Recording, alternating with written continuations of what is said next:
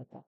His name is Harold, 19 years old, male, and nandito niya yung student ID niya. Since may panibagong implementation, si introduce ni student kumpara kay introduce ni person. So, yan, polymorphism and inheritance. So, dako tayo ngayon sa um, encapsulation, which is basically, gagawin lang natin private lahat nito. Kasi currently, the access type of these information or data, naka-public pa sila or naka-default. So, meaning, ma-change pa sila from other classes. So, kunyari, gusto nating ibahin yung pangalan nito ni John. So, pwede yan. P.name equals, kunyari, Peter. So, hindi na John yung malalagay dito sa terminal. So, testing natin. Peter yung malalagay instead of John.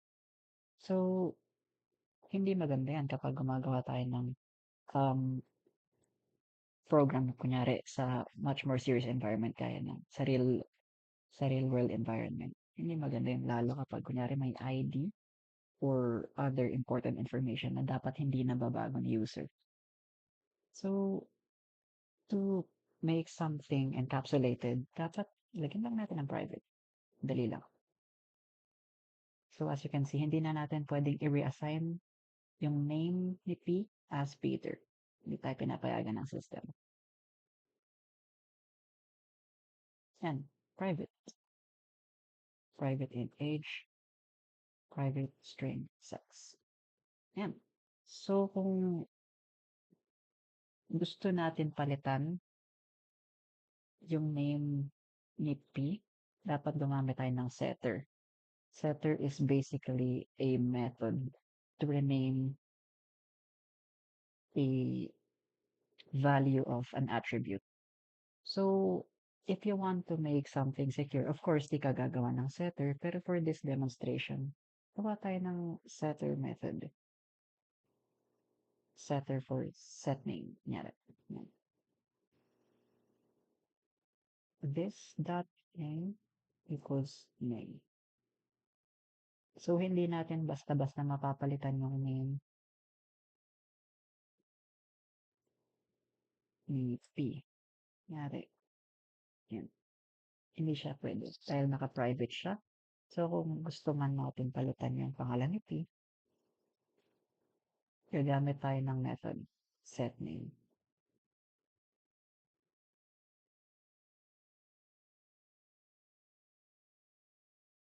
So, of course pala, sorry, we should also put a parameter para makapagpasa tayo ng argument sa method. So, set name. Let's not Peter. So, pinapayagan tayo ng IDE and lalabas dito Peter. But for security purposes, of course, usually hindi gumagamit ng setters. So, alisin na natin yung setter method natin.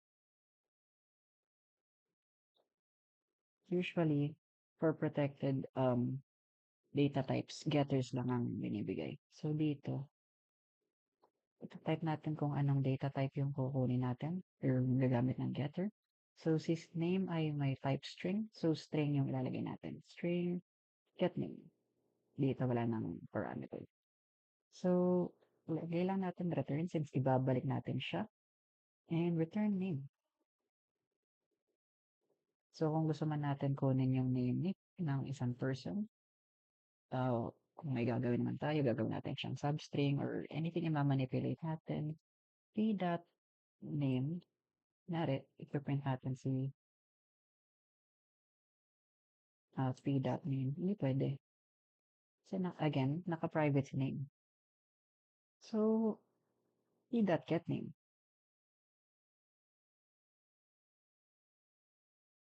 Yan, jump. So again, ba't tayo gumagamit ng private or encapsulation?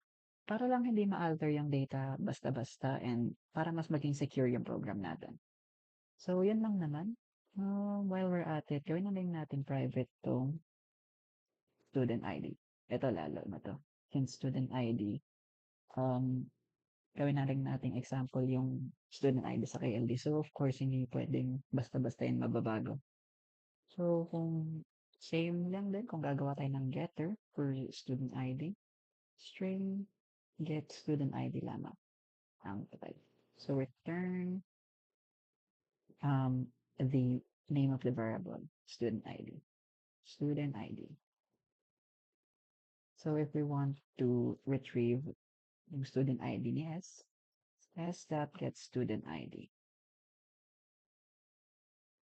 And yung student ID ni S, which is si Harold, student ID niya ABC123. So, ito yung na-print.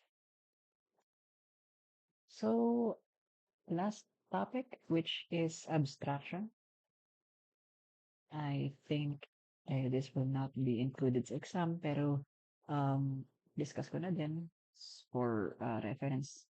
Abstraction basically means hindi ka makakagawa ng isang object from a class. So, bawal kang mag-create ng object from person. Gawin natin siyang abstract.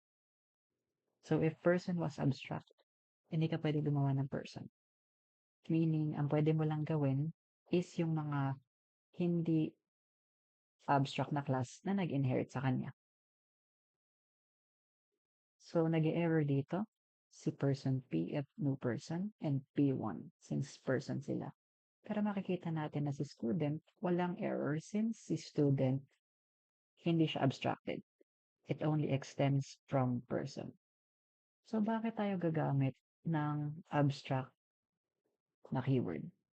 So, kunyari, meron tayong class animal and gusto natin gumawa ng subtypes ng animal. Kaya ng, let's say, cat or dog. Pakita ko na rin sa inyo. Right, so nandito ako sa panibagong package para ipakita lang kung bakit meron. So, itong class natin na animal ay abstracted since wala namang animal na animal lang.